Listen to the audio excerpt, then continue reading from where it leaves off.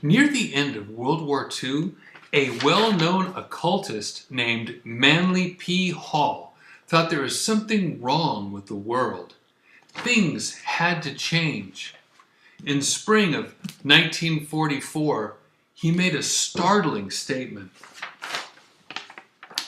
He said, "To make things right, we will have to undo much that is cherished error. The problem of revising the Bible shows how difficult it is to do this. For the last 100 years, we've been trying to get out an edition of the Bible that is reasonably correct, but nobody wants it. What's wanted is the good old King James Version, every jot and tittle of it, because most people are convinced that God dictated the Bible to King James in English." In another vlog, I asked the question, who is we? Let's take that apart right now, and while we're at it, we'll see what the Sinaiticus might have to do with it. Hi, I'm David Daniels from Chick Publications. To make things right, we will have to undo much that is cherished error.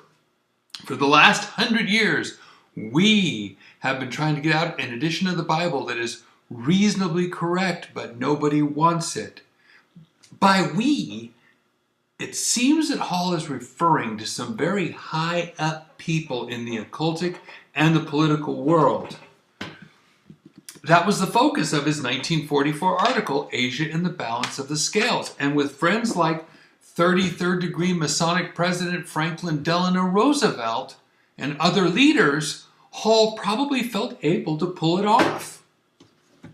Listen to these quotes from the same article.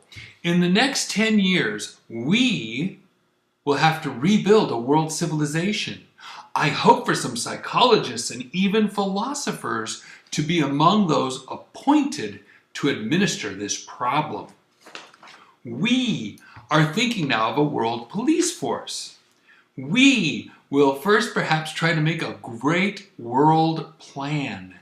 We will sit at a council table and figure out how to iron out the troubles on the earth." Then this quote, "The way of that conditioning would be the one used in Central Europe to condition Nazi minds. There, the circulation of an ideology began in the public schools, began with a small child, which is where we will have to begin, and educate not only our own people, but the peoples of the world.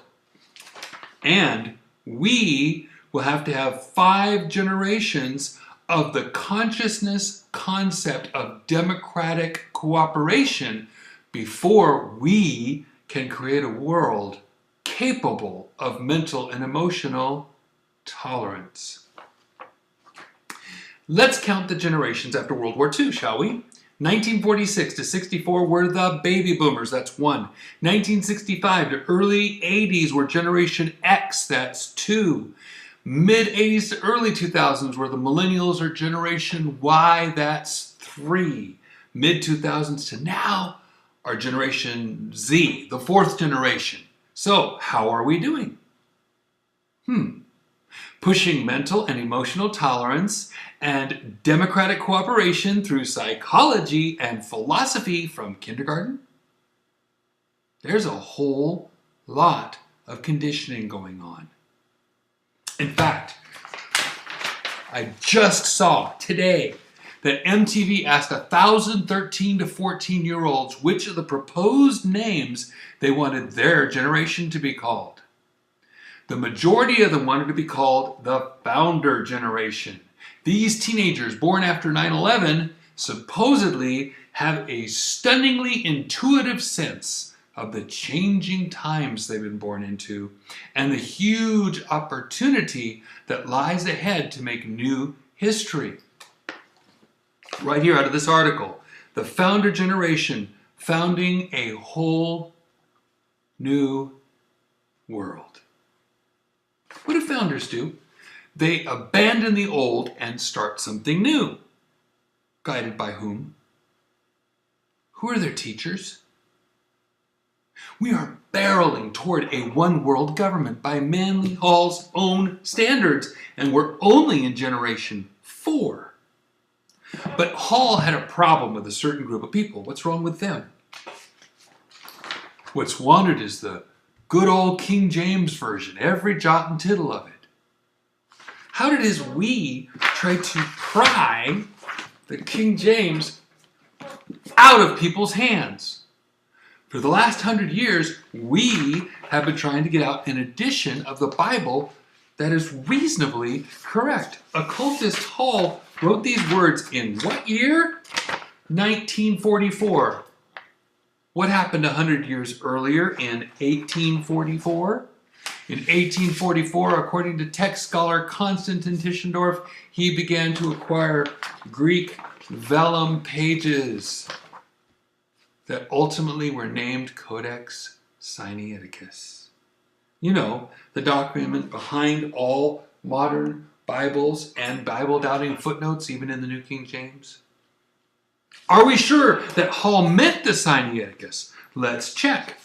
Manly P. Hall wrote strongly in favor of the Sinaiticus. Here are 2 powerful quotes from the same 1944 magazine. I just got this together, pieced it in by snippets today. Listen.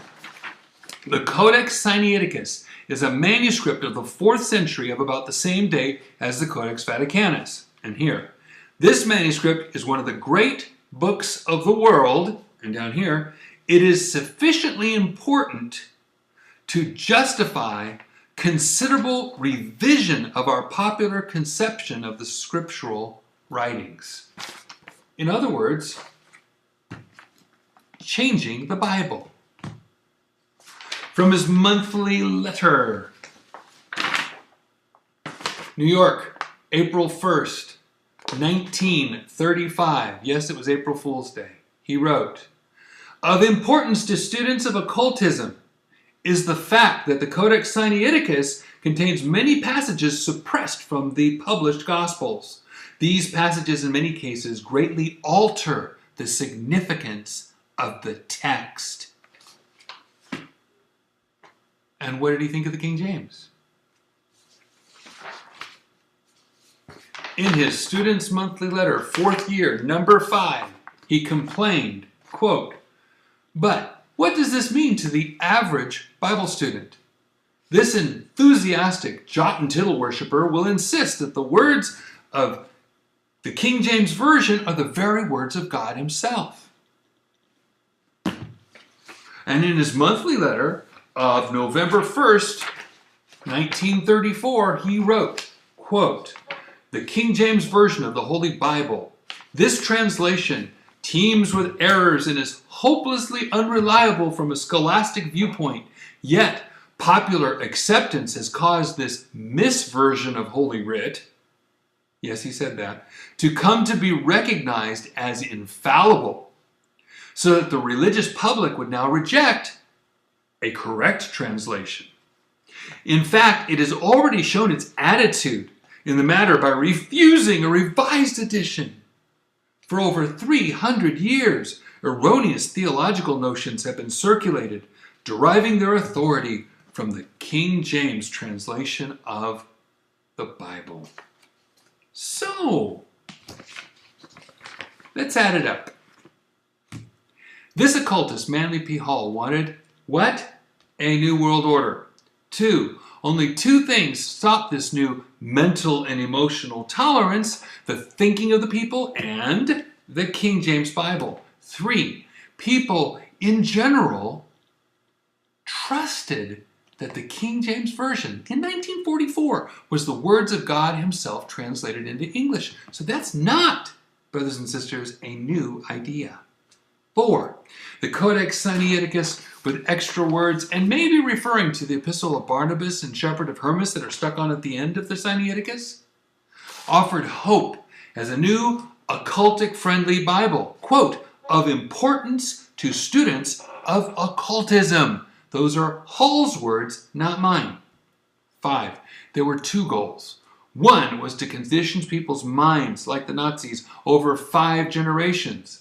And those born post 9/11 are generation 4 and 6. Goal number 2 was to pry the people's jot and tittle Bible-trusting hands away from the King James Bible. And the Sinaiticus was the occult world's answer to that problem for them. Are you saying that trusting the Sinaiticus and the Bibles derived from the Sinaiticus is a step toward occultic and New World Order thinking? That's what this occultist said. Not me. I'm just putting it all together. So, if you trust the King James Bible as God's preserved words in English, guess what? By Hall standards, you are intolerant and a hindrance to one world government. Each Bible that is made from or trusts the Sinaiticus is not just another Bible. It's the doorway to losing trust in the King James and being open and tolerant toward the New World Order. At least that's what a top occultist who communed with world leaders said. You can't hide from this. This is the elephant in the living room. You can't avoid it. Do you want to be a part of the New World Order? Then don't trust your King James Bible. There must be some pretty spiritual things in the King James to get occultists and NWO people so riled up. If for no other reason, that's a huge motivation to get a King James, pray to God for understanding, and put my trust in its holy words. Look, do what you want. For over 17 years, that's what I've done. And despite all my years of training and study, I have never regretted that decision. Please take this decision seriously. Take your time. Think about it. It's bigger than you can imagine. God bless you and have a wonderful day.